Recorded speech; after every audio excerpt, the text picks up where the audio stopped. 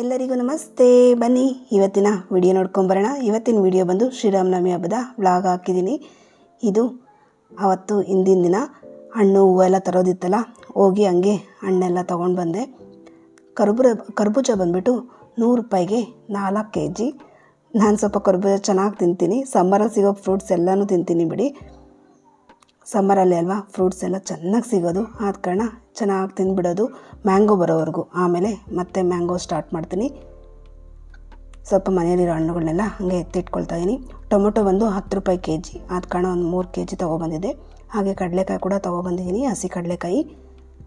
ನಮ್ಮನೆ ಬೇಯಿಸೋದಕ್ಕಿಂತ ಸುಲಿದ್ಬಿಟ್ಟು ಇಟ್ಬಿಟ್ರೆ ಹಂಗೆ ತಿನ್ನೋಕ್ಕೆ ಇಷ್ಟಪಡ್ತಾರೆ, ಆದ ಕಾರಣ ಹಂಗೆ ಇಡ್ತಾಯಿದ್ದೀನಿ. ಇಲ್ಲ ಬೇಯಿಸ್ಬಿಟ್ಟು ಇಡ್ತೀನಿ. ಹಾಗೆ ಸ್ವಲ್ಪ ಗ್ರೇಪ್ಸು, ಆಪಲ್ಲು ಎಲ್ಲ ತೊಗೊಬಂದಿದ್ದೆ. ಗ್ರೇಪ್ಸ್ ಕೂಡ ಚೆನ್ನಾಗಿ ಸಿಗ್ತೈತೆ ಈಗ. 100 ರೂಪಾಯಿ kg. 100 ರೂಪಾಯಿ 120 ರೂಪಾಯಿನೋ 100 ರೂಪಾಯಿ ಮಾಡಿಕೊಟ್ರು ಅವರು. ನಾನು 2 kg ತೊಗೊಂಡಿದ್ದೀನಿ. ಹಾಗೆಯೇ ಇದು ಬೆಟ್ಟದ ನೆಲ್ಲಿಕಾಯಿ, ಇದನ್ನು 1 kg ತೊಗೊಂಬಂದಿದ್ದೀನಿ. kg ಬಂದು 70 ರೂಪಾಯಿ. ನನಗೆ ಬೆಳಗ್ಗೆ ಎದ್ದು ಚೆನ್ನಾಗಿ ಜ್ಯೂಸ್ ಕುಡಿತಿದ್ರದು, ಆದ ಕಾರಣ 1 kg ತೊಗೊಬಂದಿದ್ದೀನಿ. ಮಾಡಿ ಇಟ್ಕೋಬೇಕು. ಅದನ್ನು ಮಾಡಿದಾಗ ಕೂಡ ತೋರಿಸ್ತೀನಿ ನಿಮಗೆ ಯಾವ ರೀತಿ ಮಾಡ್ತೀನಿ ಅಂತ. ತಂದಿರೋ ಹಣ್ಣುಗಳು ತರಕಾರಿ ಎಲ್ಲ ಎತ್ತಿಟ್ಕೊಳ್ತಾ ಇದ್ದೀನಿ. ಎತ್ತಿಟ್ಕೊಂಡಾದಮೇಲೆ ಮತ್ತೆ ಎಲ್ಲ ಮನೆ ಕ್ಲೀನ್ ಮಾಡ್ಕೋಬೇಕು. ಬೆಳಗ್ಗೆ ಎದ್ದು ಮಾಡ್ಕೊಳಕ್ಕಾಗಲ್ಲ, ಆದ ಕಾರಣ ನಾನು ನೈಟೇ ಎಲ್ಲ ಮಾಡ್ಕೊಬಿಡ್ತೀನಿ. ಕಸ ಗುಡಿಸೋದು, ಮನೆ ಒರೆಸೋದು ಎಲ್ಲ ಮಾಡ್ಕೊಂಬಿಟ್ರೆ ಬೆಳಗ್ಗೆ ಎದ್ದು ಕಸ ಗುಡಿಸ್ಕೊಂಡು ಬೇರೆ ಕೆಲಸ ಮಾಡ್ಕೊಳ್ಳೋಕ್ಕೆ ಈಸಿ ಆಗಿಬಿಡುತ್ತೆ. ಮನೆ ಒರೆಸೋದು ರಿಸ್ಕ್ ತಪ್ಪುತ್ತೆ. ಹಾಗೆ ನೋಡಿ, ಪ್ರತಿ ಸರ್ತಿ ತರಕಾರಿ ತಂದಾಗೂ ಈ ರೀತಿ ಕವರುಗಳನ್ನ ನೀಟಾಗಿ ಫೋಲ್ಡ್ ಮಾಡಿ ಇಟ್ಕೊಳ್ತೀನಿ. ಊರಿಗೆ ಹೋದಾಗ ಕೊಟ್ಟು ಕಳಿಸ್ಬಿಡ್ತೀನಿ, ಏಕೆಂದರೆ ಅವ್ರು ಏನೋ ಪ್ಯಾಕ್ ಮಾಡ್ಕೊಡೋದಕ್ಕೆ ಈಸಿ ಆಗುತ್ತೆ. ಅದಕ್ಕೋಸ್ಕರ ಈ ರೀತಿ ಪ್ಯಾಕ್ ಮಾಡಿ ಇಟ್ಕೊಳ್ತೀನಿ ನಾನು. ಅಮ್ಮ ಮನೆಗಾಗಲಿ ಅತ್ತೆ ಮನೆಗಾಗಲಿ ಎಲ್ಲಿ ಹೋಗ್ತಾಯಿದ್ರೆ ಅಲ್ಲಿ ತೊಗೊಂಡೋಗಿ ಕೊಟ್ಬಿಡ್ತೀನಿ. ಈ ಥರ ನೀಟಾಗಿ ಪ್ಯಾಕ್ ಮಾಡಿ ಇಟ್ಕೊಂಡ್ರೆ ಒಂಥರ ಜಾಗನೂ ಕ್ಲೀನಾಗಿ ಇಟ್ಕೊಬೋದು. ಅದಕ್ಕೋಸ್ಕರ ಈ ರೀತಿ ಮಾಡಿ ಇಟ್ಕೊಳ್ತೀನಿ. ನೋಡಿ, ತಂದಿರೋವನ್ನೆಲ್ಲ ನೀಟಾಗಿ ಜೋಡಿಸಿ ಇದ್ರ ಮೇಲೆ ಒಂದು ಬಟ್ಟೆ ಹಾಕ್ಬಿಡ್ತೀನಿ, ಏಕೆಂದರೆ ಹಣ್ಣುಗಳೆಲ್ಲ ಹುಳ ಬರ್ತವೆ. ಅದಕ್ಕೋಸ್ಕರ ಇದು ನೆಕ್ಸ್ಟ್ ಡೇ ಬೆಳಗ್ಗೆ ತೋರಿಸ್ತೀನಿ ನಾನು. ಹಬ್ಬದ ದಿನ ಪೂಜೆ ಎಲ್ಲ ಮುಗಿಸಾದ್ಮೇಲೆ ತೋರಿಸ್ತಿದ್ದೀನಿ. ಬೆಳಗ್ಗೆ 4 ಗಂಟೆಗೆ ಇದೆಲ್ಲ ಕೆಲಸಗಳನ್ನ ಮುಗಿಸ್ಕೊಂಡು ದೀಪ ಅಂಟಿಸ್ಬಿಟ್ಟೆ. ಬೆಳಗ್ಗೆನೇ ಎಡೆ ಏನು ಮಾಡಿಲ್ಲ ನಾನು. ಇಲ್ಲಿ ಫಸ್ಟ್ ದೀಪ ಅಂಟಿಸ್ಕೊಂಡ್ಬಿಡ್ತಾಯಿದ್ದೀನಿ. ಆಮೇಲೆ ಎಡೆ ಎಲ್ಲ ಮಾಡಿದ್ಮೇಲೆ ಆಮೇಲೆ ಹಾಕ್ತೀನಿ. ಎಡೆ ಏನಿಲ್ಲ, ಹೆಸ್ರುಬೇಳೆ ಮಜ್ಜಿಗೆ ಪಾನಕ ಮಾಡಿ ಇವತ್ತು ಇಡ್ತೀವಿ ಅಷ್ಟೇ. ಏನೇ ಮಾಡಿದ್ರು ಏನು ಎಡೆ ಹಾಕಲ್ಲ, ಬರೀ ಇದು ಮಾತ್ರ ಇಡ್ತೀವಿ. ಹಾಗೆ ಫಸ್ಟ್ ಇಲ್ಲಿ ಹೆಸ್ರುಬೇಳೆ ನೆನೆಸಿಟ್ಕೊಳ್ತಾ ಇದ್ದೀನಿ. 1-2 ಅವರ್ ನೆಂದರೆ ಚೆನ್ನಾಗಿರುತ್ತೆ ಹೆಸ್ರುಬೇಳೆ. ಅದಕ್ಕೋಸ್ಕರ 1-2 ಅವರು ನೆನೆಸಿಡೋಕ್ಕೆ ಸೈಡ್ಗೆ ಇಡ್ತೀನಿ.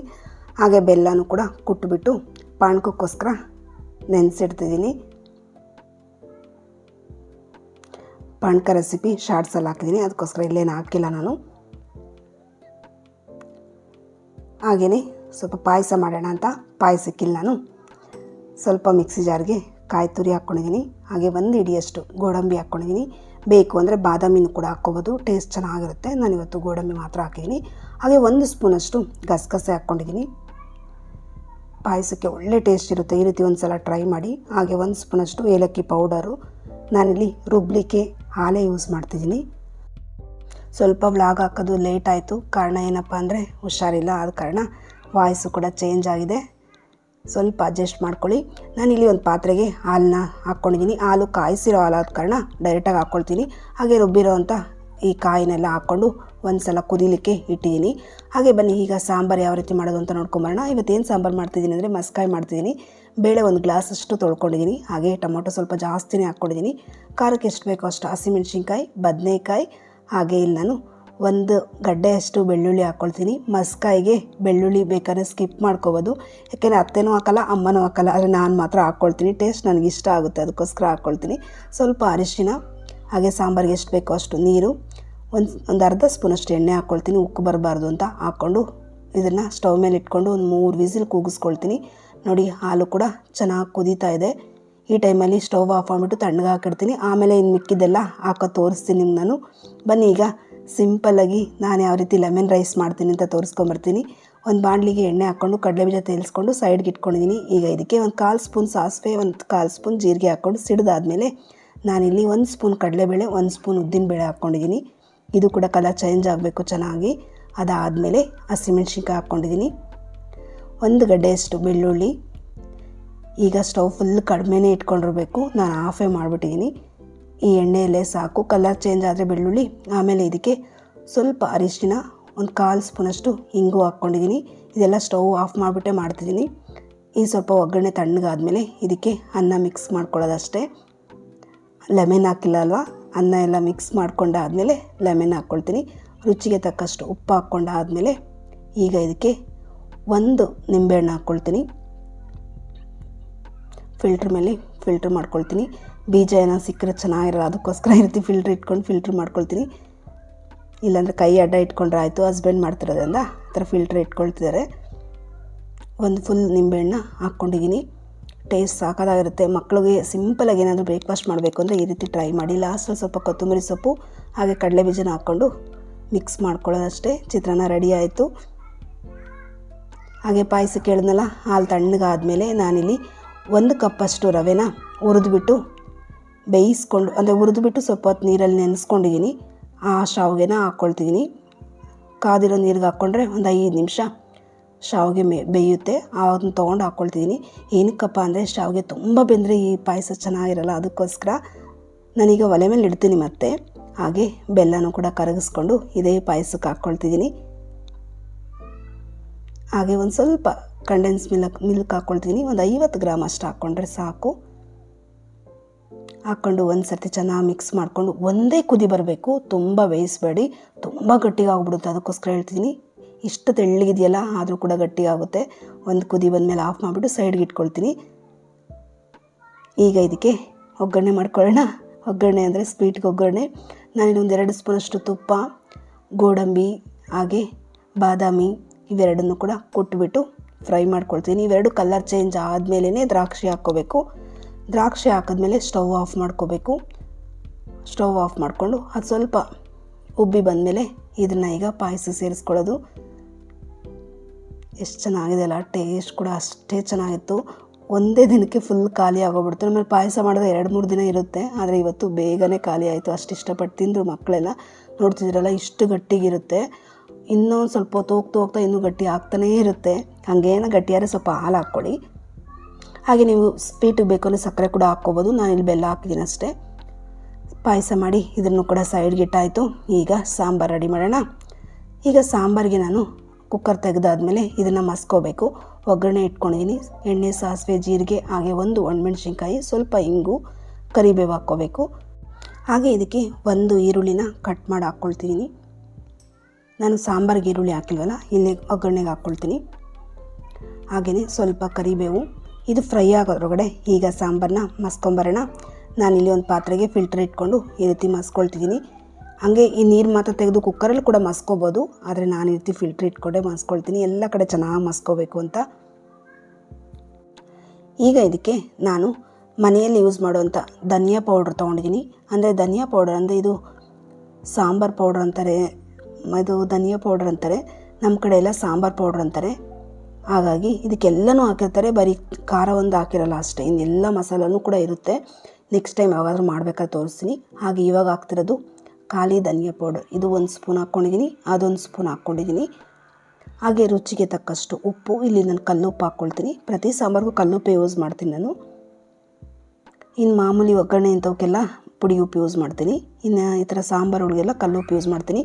ಈಗ ಇದನ್ನು ಸ್ಮ್ಯಾಶರಲ್ಲಿ ಚೆನ್ನಾಗಿ ಸ್ಮ್ಯಾಶ್ ಮಾಡ್ಕೋಬೇಕು.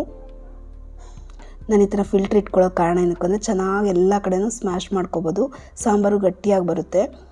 ಇಲ್ಲ ನಾವು ಕುಕ್ಕರಲ್ಲೇ ಮಾಡ್ಕೊಳ್ತೀವಿ ಅಂದರೆ ಸ್ವಲ್ಪ ಬೇಳೆ ಇವೆಲ್ಲ ಸ್ಮ್ಯಾಶ್ ಆಗೋಲ್ಲ, ಅದಕ್ಕೋಸ್ಕರ ಈ ರೀತಿ ಮಾಡಿ. ನೋಡಿ, ಈಗ ಚೆನ್ನಾಗಿ ಅದೇ ನೀರಿಗೆ ಸೇರಿಸ್ಕೊಂಡಿದ್ದೀನಿ. ಈಗ ಇದನ್ನು ಒಗ್ಗರಣೆ ಮಾಡ್ತಿರೋ ಪಾತ್ರೆಗೆ ತೊಗೊಂಡೋಗಿ ಹಾಕೋದಷ್ಟೇ. ಹಾಕ್ಕೊಂಡು ಇದನ್ನು ಚೆನ್ನಾಗಿ ಒಂದು ಕುದಿ ಬರಬೇಕು, ಅದಿವರೆಗೂ ಕುದಿಸ್ಕೊಳ್ಬೇಕು. ನಿಮಗೆ ತೋರಿಸ್ತೀನಿ ಅದಿವರೆಗೂ ಕುದಿಸ್ಕೋಬೇಕು ಅಂತ. ನೋಡಿ, ನಾನು ಇಷ್ಟು ತೆಳ್ಳಗೆ ಮಾಡ್ಕೊಂಡಿದ್ದೀನಿ. ಅನ್ನಕ್ಕಲ್ವ ಸ್ವಲ್ಪ ತೆಳ್ಳಗೆ ಇರಬೇಕು. ಮುದ್ದೆ ಏನೋ ತಿನ್ನಂಗಿದೆ ಸ್ವಲ್ಪ ಗಟ್ಟಿಗಿರಬೇಕು. ಮಸ್ಕಾಯಿ ಆಲ್ಮೋಸ್ಟ್ ಅಲ್ಲಿ ಅನ್ನಕ್ಕೆ ತಿನ್ನೋದು, ಆದ ಕಾರಣ ಸ್ವಲ್ಪ ನೀರಾಗಿ ಇರ್ತಿದೆ. ಒಂದು ಕುದಿ ಬಂದಮೇಲೆ ಸ್ಟವ್ ಆಫ್ ಮಾಡಿಕೊಂಡು ಸ್ವಲ್ಪ ಕೊತ್ತಂಬರಿ ಸೊಪ್ಪು ಹಾಕ್ಕೊಂಡ್ರೆ ರೆಡಿ ಆಯಿತು ಮಸ್ಕಾಯಿ. ಇದನ್ನು ಒಂದು ಸಲ ಟ್ರೈ ಮಾಡಿ. ಈಸಿ ಸಾಂಬಾರು ಅಂದರೆ ಈಸಿ ಸಾಂಬಾರು, ಟೇಸ್ಟ್ ಕೂಡ ತುಂಬ ಚೆನ್ನಾಗಿರುತ್ತೆ. ರೈಸ್ಗಂತೂ ಮಸ್ತ್ ಇರುತ್ತೆ. ಒಂದು ಸಲ ನೀವು ಕೂಡ ಈ ಸಾಂಬಾರನ್ನ ಟ್ರೈ ಮಾಡಿ. ಸಾಂಬಾರು ಕೂಡ ರೆಡಿ ಆಯ್ತಲ್ಲ, ಅದನ್ನು ಸೈಡ್ಗಿಟ್ಟು ಈಗ ಒಗ್ಗರಣೆ ಮಾಡ್ಕೊಳ್ತಿರೋದು ಏನಕ್ಕಪ್ಪ ಅಂದರೆ ಸ್ವಲ್ಪ ಪಲ್ಯಗಳು ಹಾಗೆ ಮಜ್ಜಿಗೆ ಇವಕ್ಕೆಲ್ಲ ಬೇಕು. ಅಂದರೆ ಪಲ್ಯ ಬಂದರೂ ಹೆಸರುಬೇಳೆ ಮಾಡಿದ್ದೀನಲ್ಲ, ಅದಕ್ಕೋಸ್ಕರ ನಾನಿಲ್ಲಿ 1 ಸ್ಪೂನ್ ಎಣ್ಣೆ ಹಾಕ್ಕೊಂಡಿದ್ದೀನಿ. ಅದಕ್ಕೆ ಸಾಸಿವೆ, ಜೀರಿಗೆ, ಮಾಮೂಲಿ ಕರಿಬೇವು ಒಣಮೆಣ್ಸಿನ್ಕಾಯಿ ಹಾಕ್ಕೋಬೇಕು. ಸಾಸಿವೆ ಜೀರಿಗೆ ನೀಟಾಗಿ ಸಿಡಿಬೇಕು ಇದರಲ್ಲಿ. ಅದು ಸ್ವಲ್ಪ ಸಿಡಿದಿಲ್ಲ ಅಂದ್ರೂ ಕಹಿ ಬರುತ್ತೆ. ಆದ ಕಾರಣ ಇದನ್ನು ಸ್ಕಿಪ್ ಮಾಡಬೇಡಿ, ನೀಟಾಗಿ ಸಾಸಿವೆನ ಸಿಡಿಸ್ಕೊಳ್ಳಿ. ಅಷ್ಟರೊಳಗಡೆ ಸ್ಟವ್ ಎಲ್ಲ ಕ್ಲೀನ್ ಮಾಡಿದ್ನಲ್ಲ, ಅದಕ್ಕೆ ಫಸ್ಟು ಒಗ್ಗರಣೆ ಆಗಿದ ತಕ್ಷಣ ಲಿಡ್ ಕ್ಲೋಸ್ ಮಾಡಿಬಿಡ್ತಿದ್ದೀನಿ. ಹಾಗೆ ಹೆಸರುಬೇಳೆ ಬೆಳಗ್ಗೆ ನೆನೆಸ್ಕೊಂಡಿದ್ನಲ್ಲ ನೋಡಿ, ಇಷ್ಟು ನೆಂದಿದೆ. ನಾನೊಂದು 2 ಅವರ್ ಅಂತ ಒಂದು 3 ಅವರೇ ನೆನೀತು, ಚೆನ್ನಾಗಿ ನೆನೀತು. ಹಾಗೆ ಹೆಸರುಬೇಳೆ ನೀರನ್ನ ಬಿಸಾಕಬೇಡಿ, ಕುಡೀರಿ, ಅದು ತುಂಬಾ ತಂಪಿರುತ್ತೆ. ಅದಕ್ಕೋಸ್ಕರ ನಾನು ಬೇರೆ ಒಂದು ಗ್ಲಾಸ್ಗೆ ಫಿಲ್ಟರ್ ಮಾಡಿ ಇಟ್ಕೊಂಡಿದ್ದೀನಿ, ಅದನ್ನು ಕುಡಿಯೋದಕ್ಕೋಸ್ಕರ. ಈ ಹೆಸರುಬೇಳೆಗೆ 1 ಹಸಿಮೆಣ್ಸಿನ್ಕಾಯಿ, ಸ್ವಲ್ಪ ಕೊತ್ತಂಬರಿ ಸೊಪ್ಪು, ಹಾಗೆ ಕಾಯಿ ತುರಿ, 1 ಕ್ಯಾರೆಟು, ಹಾಗೆ 1 ಸೌತೆಕಾಯಿ ಹಾಕ್ಕೊಂಡಿದ್ದೀನಿ. ಇದನ್ನೆಲ್ಲ ಹಾಕ್ಕೊಂಡು ಕೈಯಲ್ಲೇ ಚೆನ್ನಾಗಿ ಮಿಕ್ಸ್ ಮಾಡ್ಕೋಬೇಕು. ಹಾಗೆ ರುಚಿಗೆ ತಕ್ಕಷ್ಟು ಉಪ್ಪು. ನೀವೇನಾದರೂ ಹಸಿಮೆಣ್ಸಿನ್ಕಾಯಿ ಬೇಡ ಅಂದರೆ ಒಗ್ಗರಣೆಗೆ ಒಣಮೆಣ್ಸಿನ್ಕಾಯಿ ಹಾಕ್ಕೊಂಡು ಅದನ್ನು ಕೂಡ ಕಿವುಚ್ಕೋಬೋದು, ಅದು ಕೂಡ ಚೆನ್ನಾಗಿರುತ್ತೆ. ನಾನಿಲ್ಲಿ ಬ್ಯಾಡಗಿ ಮೆಣ್ಸಿನ್ಕಾಯಿ ಹಾಕಿದ್ದೀನಲ್ಲ, ನೀವು ಬೇಕಾದರೆ ಖಾರಕ್ಕೆ ಮೆಣ್ಸಿನ್ಕಾಯಿ ಬರುತ್ತಲ್ಲ ಅದನ್ನು ಹಾಕ್ಕೋಬೋದು. ಒಗ್ಗರಣೆನೂ ಕೂಡ ಚೆನ್ನಾಗಿ ಕಿವುಚ್ಕೋಬೇಕು, ಟೇಸ್ಟ್ ಚೆನ್ನಾಗಿ ಬರಬೇಕು ಅಂದರೆ. ನೋಡಿ, ಬ್ಯಾಡಗಿ ಮೆಣ್ಸಿನ್ಕಾಯಿನ ಕೂಡ ಚೆನ್ನಾಗಿ ಕಿವುಚ್ಕೊಂಡು ಒಗ್ಗರಣೆನೂ ಕೂಡ ಅದೇ ರೀತಿ ಚೆನ್ನಾಗಿ ಕಿವುಚಿ ಮಿಕ್ಸ್ ಮಾಡ್ಕೊಳ್ತೀನಿ. ಈ ಹೆಸರುಬೇಳೆ ಸಿಂಪಲ್ ಆಗಿರುತ್ತೆ, ಟೇಸ್ಟ್ ಸಾಕಾಗಿರುತ್ತೆ. ಇನ್ನು ಉಳಿದಿರೋ ಒಗ್ಗರಣೆನ ಮಜ್ಜಿಗೆಗೆ ಹಾಕ್ಕೊಳ್ಳೋಕ್ಕೋಸ್ಕರ ಮಜ್ಜಿಗೆನೂ ಕೂಡ ಮಾಡಿಕೊಂಡು ಸ್ವಲ್ಪ ಕೊತ್ತಂಬರಿ ಸೊಪ್ಪು ಹಾಕ್ಕೊಂಡಿದ್ದೀನಿ. ಹಾಗೆ ಒಗ್ಗರಣೆ ಹಾಕ್ಕೊಂಡು ಈ ಒಗ್ಗರಣೆನೂ ಕೂಡ ಚೆನ್ನಾಗಿ ಸ್ಮ್ಯಾಶ್ ಮಾಡ್ಕೋಬೇಕು. ಈ ಒಣಮೆಣ್ಸಿನ್ಕಾಯಿ ಫ್ಲೇವರು ಮಜ್ಜಿಗೆಗೆ ಹೋದರೆ ಒಳ್ಳೆ ಟೇಸ್ಟ್ ಕೊಡುತ್ತೆ, ಅದಕ್ಕೋಸ್ಕರ ಚೆನ್ನಾಗಿ ಸ್ಮ್ಯಾಶ್ ಮಾಡ್ಕೊಂಡಿದ್ದೀನಿ. ಇದಕ್ಕೂ ಕೂಡ ರುಚಿಗೆ ತಕ್ಕಷ್ಟು ಉಪ್ಪು ಹಾಕ್ಕೊಳ್ತಿದ್ದೀನಿ. ಉಪ್ಪು ಹಾಕ್ಕೊಂಡು ಚೆನ್ನಾಗಿ ಒಂದು ಸಲ ಮಿಕ್ಸ್ ಮಾಡಿಕೊಂಡ್ರೆ ಮಜ್ಜಿಗೆನೂ ಕೂಡ ರೆಡಿ ಆಯಿತು. ಈಗ ದೇವರಿಗೆ ಎಡೆ ತೆಗಿತಾ ಇದ್ದೀನಿ. ಏನೇನೆಲ್ಲಪ್ಪ ಹಾಕ್ತಿದ್ದೀನಿ ಅಂದರೆ ಮಜ್ಜಿಗೆ, ಹಾಗೆ ಪಾನಕ, ಹೆಸರುಬೇಳೆ ಇಷ್ಟನ್ನು ಮಾಡಿಕೊಂಡು ಎಡೆ ಇಟ್ಬಿಟ್ಟು ದೀಪ ಅಂಟಿಸ್ಕೋಬೇಕು. ಈಗ ಇದನ್ನು ಹಸ್ಬೆಂಡ್ ಮಾಡ್ತಾರೆ. ಬೆಳಗ್ಗೆ ನಾನು ಅಂಟಿಸಿದ್ದೀನಲ್ಲ, ಈಗ ಹಸ್ಬೆಂಡ್ ಮಾಡ್ಕೊಳ್ತಾರೆ. ಮಕ್ಕಳಾಗಲಿ ಹಸ್ಬೆಂಡ್ ಆಗಲಿ ಯಾರೊಬ್ಬರು ಈಗ ದೀಪ ಅಂಟಿಸ್ಕೊಳ್ತಾರೆ. ಕಡ್ಡಿ ದೀಪ ಎಲ್ಲ ಉರಿತಾನೇ ಇರುತ್ತೆ, ಕಡ್ಡಿ ಅಂಟಿಸ್ಬಿಟ್ಟು ಎಡೆಯ ಸಮರ್ಪಿಸ್ತಾರೆ. ಆಗಲೇ ನಿಮ್ಗೆ ದೇವರನ್ನ ತೋರಿಸಿಲ್ಲಲ್ಲ, ಈಗ ತೋರಿಸ್ತೀನಿ ಬನ್ನಿ. ಸಿಂಪಲ್ಲಾಗಿ ಶ್ರೀರಾಮನವಮಿ ಹಬ್ಬದ ದಿನ ಈ ರೀತಿ ರೆಡಿ ಮಾಡ್ಕೊಂಡಿದ್ದೆ. ಅಂದರೆ ಯುಗಾದಿ ಹಬ್ಬಕ್ಕೆಲ್ಲ ಚೆನ್ನಾಗಿ ಕ್ಲೀನ್ ಮಾಡ್ಕೊಂಡಿದ್ನಲ್ಲ, ಆ ಕಾರಣ ಇವತ್ತು ಸಿಂಪಲಾಗಿ ದೀಪಗಳು ಇವು ಮಾತ್ರ ತೊಳ್ಕೊಂಡು ಹಬ್ಬನ ಮಾಡ್ಕೊಂಡಿದ್ದು. ಬನ್ನಿ ಈಗ ಏನೆಲ್ಲ ಅಡುಗೆ ಮಾಡಿದ್ದೀನಿ ಅಂತ ತೋರಿಸ್ತೀನಿ. ಮಾಮೂಲಿ ಮಜ್ಜಿಗೆ, ಹೆಸರುಬೇಳೆ, ಹಾಗೆ ಪಾನಕ. ಈ ರೆಸಿಪಿ ಶಾರ್ಟ್ಸಲ್ಲಿ ಹಾಕಿದ್ದೀನಿ. ಇದು ಕೂಡ ತುಂಬ ಚೆನ್ನಾಗಿತ್ತು, ನನಗಂತೂ ಸಾಕತ್ತು ಇಷ್ಟ ಆಯಿತು ಪಾನಕ ರೆಸಿಪಿ. ಹಾಗೆ ಲೆಮನ್ ರೈಸ್, ಮಕ್ಕಳೆಲ್ಲ ಆಲ್ರೆಡಿ ತಿಂದುಬಿಟ್ಟಿದ್ದಾರೆ, ಇನ್ನು ಸ್ವಲ್ಪ ಇದೆ ಅಷ್ಟೇ. ರೈಸು, ಹಾಗೆ ಪಾಯಸ ನೋಡಿ ಎಷ್ಟು ಗಟ್ಟಿಗೆ ಆಗೋಗಿದೆ ಆಲ್ರೆಡಿ. ಹಾಗೆ ಮಸ್ಕಾಯಿ ಸಾಂಬಾರು. ಇದು ನಮ್ಮದು ಹಬ್ಬದ ರೆಸಿಪಿಗಳು. ಹಾಗೆ ಹಬ್ಬದ ರೆಸಿಪಿ ಅಂದರೆ ಒಂದು ಬಜ್ಜಿ ಇರಬೇಕಲ್ಲ, ಬಜ್ಜಿ ಆಗಲಿ ಬೋಂಡ ಆಗಲಿ, ಅದಕ್ಕೋಸ್ಕರ ನಾನಿಲ್ಲಿ ಬಾಳೆಕಾಯಿ ಬಜ್ಜಿ ಮಾಡ್ತಿದ್ದೀನಿ. ಇದು ನಮ್ಮ ಶ್ರೀರಾಮನವಮಿ ಹಬ್ಬದ ಸಿಂಪಲ್ ವ್ಲಾಗು. ನಿಮಗೇನಾದರೂ ಇಷ್ಟ ಆದರೆ ದಯವಿಟ್ಟು ಚಾನಲ್ನ ಸಬ್ಸ್ಕ್ರೈಬ್ ಮಾಡಿಕೊಂಡು ಸಪೋರ್ಟ್ ಮಾಡಿ. ದಯವಿಟ್ಟು ಹೇಗಿದೆ ಅಂತ ಕಮೆಂಟ್ ಸೆಕ್ಷನಲ್ಲಿ ತಿಳಿಸೋದನ್ನು ದಯವಿಟ್ಟು ಮರಿಬೇಡಿ.